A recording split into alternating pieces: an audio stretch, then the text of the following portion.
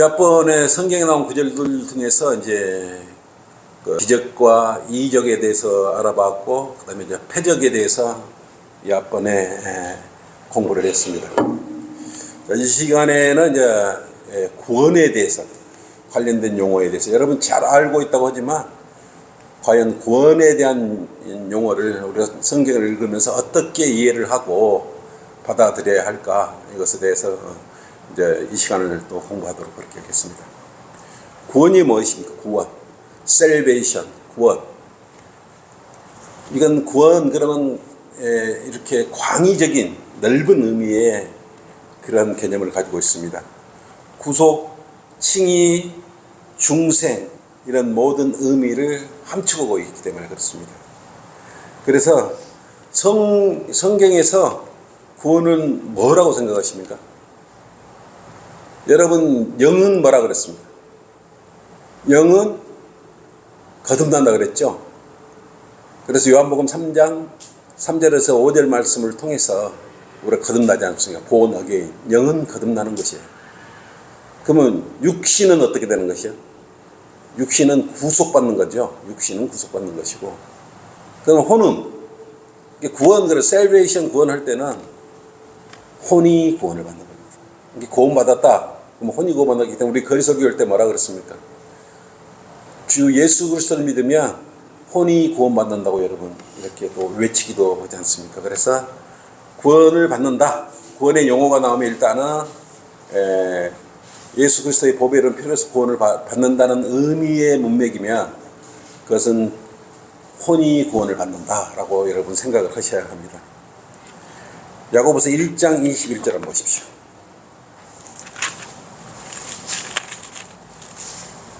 그러므로 너희는 모든 더러움과 넘치는 악을 벗어버리고, 여태까지는 구원받지 않는 거죠. 너희 혼도를 구원할 수 있는, 그래, 혼도를 구원할 수 있는, 혼도를 구원할 수 있는 심겨진 말씀을 온유함으로 받아라 그랬어요. 그러니까 말씀으로 여러분 이렇게 혼이 구원을 받은 것입니다. 예수 그리스도의 말씀으로, 성령의 말씀으로 구원받은 것입니다. 또 그뿐이 베드로 앞쪽으로 해서 베드로전서 한번 읽어보십시오. 베드로전서 1장 9절 한번 보십시오. 여러분은 믿었기 때문에 구원을 받는데 뭐가 구원을 받느냐, 이걸 잘 살펴보셔야 되는 것입니다. 베드로전서 1장 9절로 이는 너희 믿음의 결과 너희 혼들의 구원을 받습니다. 믿음의 결과 혼들의 구원을 받았다고 성경 말씀하고 있습니다. 그렇기 때문에 예수 그리스도의 보혈의 공로로 여러분은 그것을 믿었을 때 내 죄로 인해서 십자가에서 필려 죽으시고 장사되셨다가 사흘 만에 살아나신 사실을 믿었을 때 뭐가 구원을 받느냐 하면 여러분 혼이 구원을 받는다, 이렇게 생각을 하셔야 됩니다. 그래서 구약이나 신약적인 개념다는 구원을 받는다는 개념은 어떤 받아야 될 행벌로부터 면제를 받는다. 혼이 제 문제를 많이 가지고 있기 때문에 혼이 지옥으로 가지 않습니까? 근데 구원을 받으면 혼이 지옥으로 가는 걸 면제받는 것이에요. 그래서 구원을 받는다는 의미는 혼이 구원을 받는다. 다시 한번 여러분 정립을 잘 하고 계시겠지만 정리를 한번 잘 하시기 바랍니다. 또 문제는 뭐냐면 성경에 구원이라는 단어가, salvation이라는 단어가 또 다른 의미의 또 구절에 구원이라는 구절들이 나옵니다. 또 다른 의미의 구원이 나오기 때문에 그것을 또 혼의 구원이라고 다 여러분이 성경을 그렇게 보시면 오해하는 것이에요. 그래서 주의해야 하는 것입니다. 그래서 혼이 구원받는 거가 일상생활에서 구원받는 거가 고난으로부터 구원받는 문맥인가, 이걸 알아야 돼요. 그러니까 그걸 모르기 때문에 구원 그러면 전부 혼이 구원을 받는다고 착각을 하면 여러분 제대로 말씀을 이해할 수 없는 것 아니겠습니까? 디모데전서 2장 15절 한번 보십시오. 여러분 혼돈이 많이 되는 구절이죠.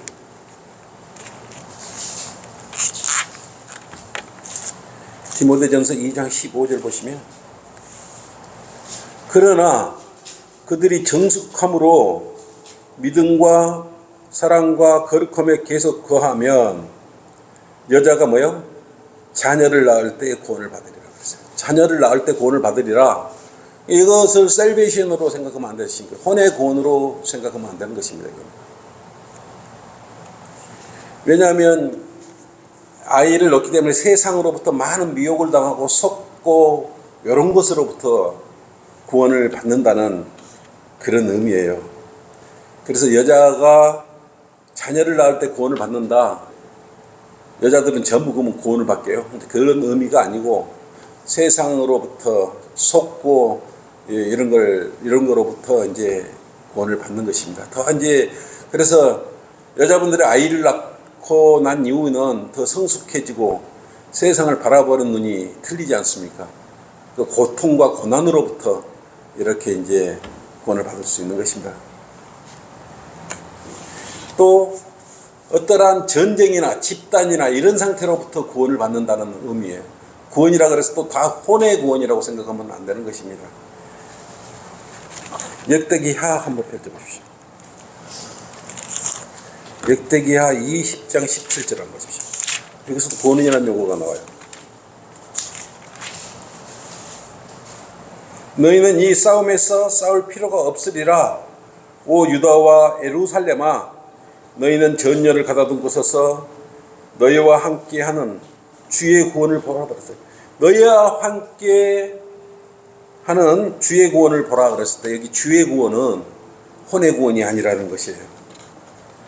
그렇기 때문에 여기도 주님께서 함께 동행해 주셔서 전쟁으로부터 너희 위급함에서부터 구원해 준다는 그런 의미로 받아들여야지 혼이 구원받는다라는 의미로 여러분 해석해서 받아들이면 안 되는 것입니다. 그래서 본구절 역시 혼의 구원이 아니기 때문에 영생과는 상관이 없겠죠. 그래서 이 본구절의 의미는 뭡니까? 시험과 전쟁의 고통 등으로부터 구원을 받는다. 이런 의미로 여러분 그런 개념으로 이해를 하셔야 되지. 구원이 나왔다. 그러면 이거 주님이 와서 이때도 구원시켜주고 아까 자녀가 나올 때도 구원받은 거 아니냐. 이렇게 혼동하시면 안 되는 것입니다. 여러분 이제 그래서 구속이란 부분, 구원이란 부분 이런 거에 대해서 여러분 분리를 잘 해서 개념 정리를 잘 하셔야 되는 것입니다. 이제 구원에 대한 개념은 이제 여러분 뭐 잘 알고 계시겠지만 다시 한번 이렇게 정리를 해드린 것이고, 두 번째 구속이라고 있어요. 구속, 리뎁션, 구속이라고 있습니다. 구속은 무슨 의미를 가지고 있을까요? 구속. 죄인이 노예 상태에 있는데 그것을 노예 상태에서 벗어나게 해주는 것이에요. 그걸 구속이라고 하는 것입니다. 근데 구속할 때 그냥 구속시킨 게 아니고 값을 치르고 사셨지 않습니까? 예수 그리스도의 피값으로 여러분을 구속시켜 주신 거예요. 그럴 때 구속인 것이죠. 이게 구속 그러면 예수 그리스도의 피가 생각이 나야 돼요. 구원 그러면은 이제 세 가지 정도의 아까 구원에 대해서 우리가 공부를 해봤는데, 그런 개념은 여러분 마음속에 성경에 나왔을 때 잘 이해를 하고 성경책을 묵상하고 읽고 해야 되는 거고, 구속 그러면 일단은 피값을 주고 사셨다. 구속 이렇게. 그래서 죄의 노예의 몸에서 여러분은 이렇게 벗어났다고 생각하시면 됩니다. 디도서 2장 14절 한번 보십시오. 그가 우리를 위하여, 그는 예수 그리스도께서 우리를 위하여 자신을 주신 것은, 이건 구속이에요. 구속. 지금 우리를 모든 죄악에서 구속하시고 그랬어요. 자신의 몸을 주셔서 우리를 모든 죄악에서 구속하시고 자신을 위해 정결케 하사 선한 일에 열심을 내는 독특한 백성이 되게 하려 하심이라 그랬듯이, 자신을 주신 것은 여러분을 피값으로, 십자가에서 피값으로 여러분을 구속하신 거예요. 사신 것이에요. 그냥 이렇게 여러분을 구속하신 거 아니고 자신이 직접 피로써 피값으로 여러분을 주신 것이라고 여러분 생각하셔야 되는 것입니다. 자신의 몸값을 직접 지불하신 것이에요. 가볍게 생각하시면 안 됩니다. 왜냐하면 예수님께 그것 때문에 자신의 생명의 몸값으로 주시려고 우리를 구속시키게 직접 오셨던 거 아니겠습니까? 마태복음 20장 28절을 보십시오.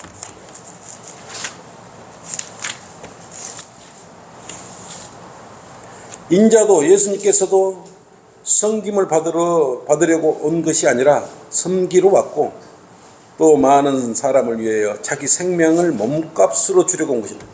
예수님께서는 이 땅에 오신 게 우리 구속시키는 이유가 자신을 몸값으로 주어가지고 우리를 구속하시라고 이렇게 자신의 생명을 몸값으로 지불하신 거예요. 그러니까 여러분들은 이렇게 귀하게 주님의 피로써 구속받은 그런 자녀들이라는 것을 알아야 해요. 자신의 생명의 몸값을 주고 여러분을 구속시킨 것입니다. 그래서 죄와 구속은 오직 예수 그리스도의 보혈의 피만이 가능해요. 다른 걸로는 안 됩니다. 그리고 죄도 없고 흠도 없는 사람의 피만이 사람의 죄가 있는 사람을 구속시킬 수 있어요. 그래서 여러분들은 보배로운 피로 구속된 것입니다. 흠도 없고 점도 없는 그런 사람의 피가 필요했던 것이에요. 베드로전서 1장 19절 한번 보십시오. 흠도 없고 점도 없는 어린 양 같은 그리스도의 보배로운 피로 된 것입니다. 여러분이 이렇게 구속된 것이에요. 흠도 없고 점도 없는 보배로운 피로 여러분이 어떻게 됐다고요? 구속된 거예요. 흠도 없고 점도 없는 피가 아닌 피는 모두가 다 속량할 수가 없는 거예요. 죄를 구속시킬 수가 없는 것입니다. 그래서 여러분은 주님의 보배로운 피로서, 예수 그리스도의 보배로운 피로서 구속된 것입니다. 그래서 죄들의 용서함을 받은 거예요. 골로새서 1장 14절 펼쳐보십시오. 순서를 잘 기억하십시오.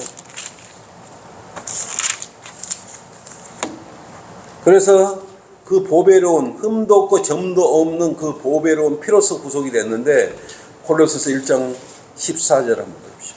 그 안에서 우리가 그의 보혈을 통하여 뭐라 그랬습니까? 구속된 거예요. 구속이 뭐라 그래서 구속이 되면 죄들의 용서함을 받았느니라고 그랬습니다. 그러니까 주님의 보배로운 피로서, 흠도 없고 점도 없는 피로서 여러분은 구속이 됐는데, 어떻게 되게 구속을 받은 상태가 어떻게 됐어요? 죄들의 용서함을 받은 것이에요. 얼마나 여러분 이렇게 그 구원을 받았을 때 그 안에 이루어지는 구속이라는 부분이 어떻게 이루어져서 여러분 구원을 받게 됐는지를 알으셔야 되는 것입니다. 구속은 예수 그리스도의 보혈의 피로서 사람의 죄들이 용서됐다는 사실을 여러분 알아야 돼요. 그래서 구속의 개념을 알아야 돼요. 그래서 예수 그리스도의 보혈의 피로서 그것을 믿음으로 믿었더니 어떻게 됐어요? 여러분은 그 보배로운 피를 통해서 여러분이 구원을 받은 것이 무엇이 구원을 받았다 그랬습니까? 혼이 구원을 받은 거예요. 혼이 구원. 이렇게 정리해요. 세 번째로 중생이라는 것이 있어요. 중생. 그러니까 이제 여기 구속이나 중생이라는 개념을 비슷한 개념으로 생각하시면 됩니다. 리제네레이션이라고 그러죠. 거듭남 또는 새로운 출생, 다시 태어났다, 거듭났다. 세상 사람들은 아무 곳에나 거듭났다라는 용어를 쓰는데 그런 성경적으로는 그렇지 않아요. 뭐냐면 여러분 몸 안에는 애성품, 거듭남이게 되면 애성품 안에 새로운 성품이 새 사람이 창조된 것이에요.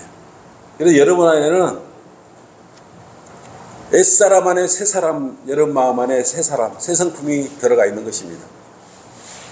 재창조된 거죠. 말하자면 거듭난 거죠. 다시 태어난 거죠. 근데 여러분은 허물과 죄들 가운데 죽었었던 그런 부분이었는데 다시 거듭난 것입니다. 에베소서 2장 1절 한번 보실랍니까?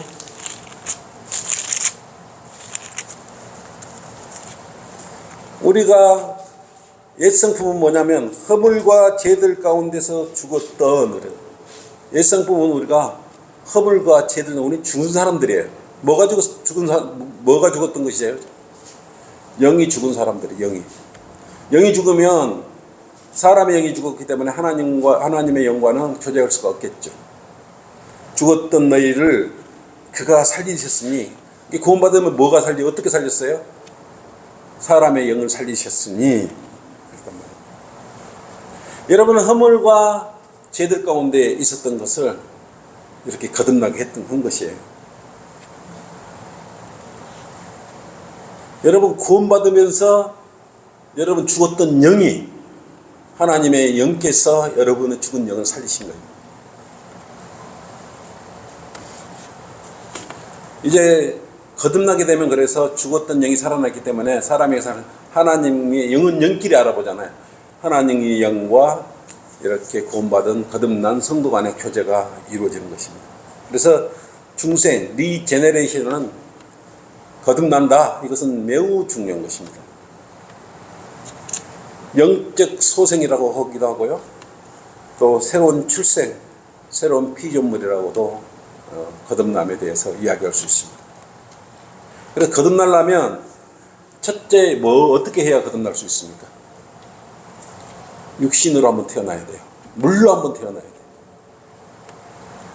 물로 태어나지 않고 사람으로 태어나지 않는 사람은 거듭날 수 없어요. 둘째는 어떻게 태어나야 됩니까?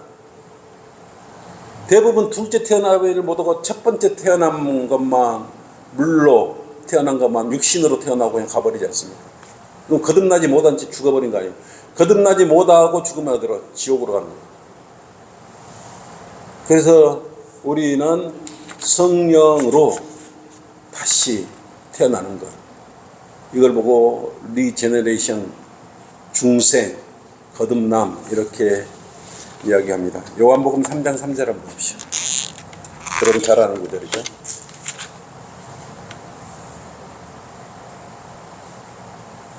예수께서 대답해 그에게 말씀하시기를 진실로 진실로 내가 너에게 말하노니 사람이 거듭나지 아니하면, 여기서 리제너레이션, 중생이에요. 중생 아니하면 하나님의 나라를 볼 수 없다 그랬습니다. 거듭나야 예수님께서 여러분 몸 안에 들어가시고 여러분이 예수님 몸 안에 침례를 받는 것 아니겠습니까? 영적인 나라에 들어가는 것 아니겠습니까? 그래서 거듭나야 돼. 반드시 거듭나야 되는 것이. 그래서 거듭나야 하나님의 나라에 들어가는 조건을 맞추게 되는 것이에요. 그래서 여러분은 거듭났을 때 하나님의 나라를, 거듭나지 않는 사람은, 구원받지 않는 사람은 하나님의 나라에 들어갈 수 없는 것이, 볼 수도 없고 들어갈 수도 없는 것입니다. 그런데 이것은 어떻게 여러분 거듭났습니까? 무엇으로 거듭났습니까? 네? 여러분 무엇으로 어떻게 거듭났습니까? 베드로 전서 한번 보죠. 1장 20절.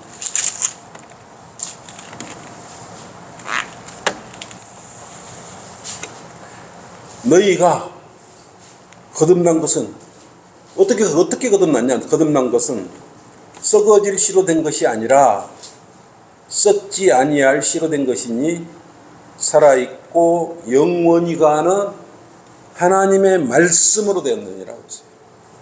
그래 여러분은 하나님의 말씀으로 거듭나십니다.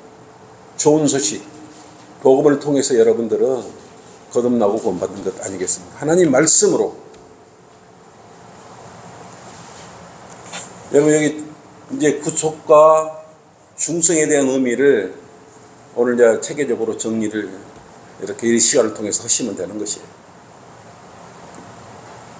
네 번째로 전가라고 있습니다. 전가.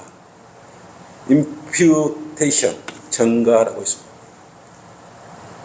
이 전가라는 이 용어에 대해서는 무언가를 누구에게 넘겨주는 것을 의미하는 것입니다. 성경의 구약에서는 이스라엘 사람들의 죄를 대신해서 어떻게 했어요? 사람들의 죄를 어떻게 했어요? 구약에서는 이스라엘 사람 대신해서 동물을 잡아가지고 그 동물에게다 사람 죄를 넘겨줬지 않습니까? 어떻게요? 피를 흘리게 해서 넘겨주고 안수한 다음에 그 죄를 어떻게 했어요? 상과 들로 이렇게 풀어줬지 않습니까? 사람의 유대인의 이스라엘 사람들의 죄를 전가해가지고 받아가지고 동물이 받아가지고 들판으로 갔던 것이 산으로 들러 갔던 것이 그걸 보고 전가라 그랬습니다. 그럼 결국은 그때도 뭐가 필요했습니까? 동물의 희생이 필요했습니다. 한 마리는 피를 잡고 한 마리는 안수해서 이스라엘 민족의 죄를 대신해서 거기다가 전부 뒤집어 씌우고 쉽게 말하면 요즘 말로 전가를 시켜서 방면을 했던 것입니다. 신약 시대는 어떻게 죄를 전가시킬 수 있습니까? 교회 시대에 내린 이 저주를 누가 짊어지고 갔어요? 예수 그리스도께서 직접 자신이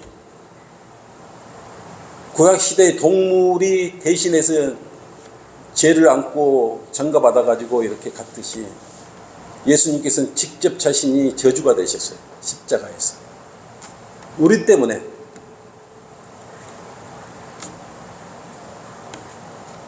그래서 주님의 그 의가, 그리스도의 의가 거꾸로 우리한테, 죄인이 우리한테 의로 전가된 것이. 이걸 보고 임퓨테이션 전가됐다고 그러는 거지. 고린도후서 5장 21절을 읽어보십시오.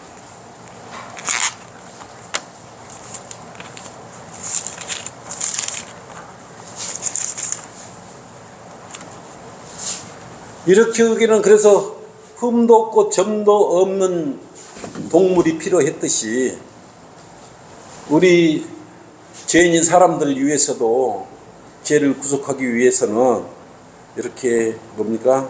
흠도 없고 점도 없는 그런 분을 통해서 의가 이렇게 전가될 수 있도록 해야 되는 것입니다. 그래서 하나님께서는 5장 21절로 그랬죠. 고린도후서. 하나님께서 죄를 알지도 못하는 그를 우리를 위하여 죄로 삼으신 것은 우리로 하여금 그 안에서 하나님의 의가 되게 하려 하신 말씀. 죄를 알지도 못하는 독생자 예수 그리스도, 흠도 없는 그 독생자 예수 그리스도를 통해서 하나님의 의가 우리에게 전가되려고 그렇게 십자가에서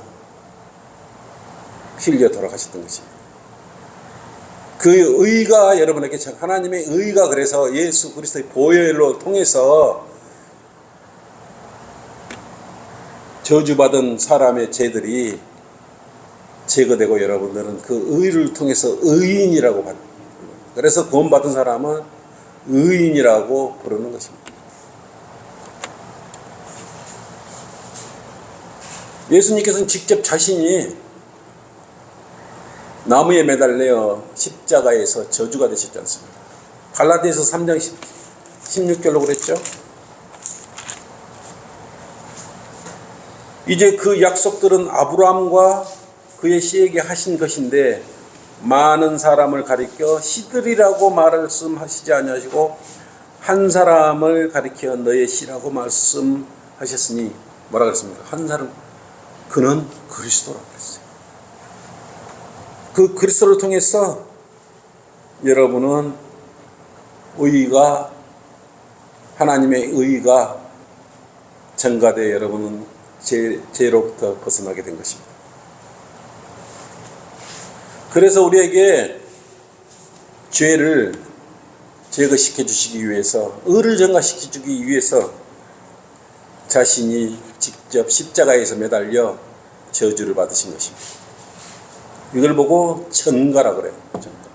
여러분이 받아야 될 것을 하나님의 아들인 예수 그리스도께서 대신 다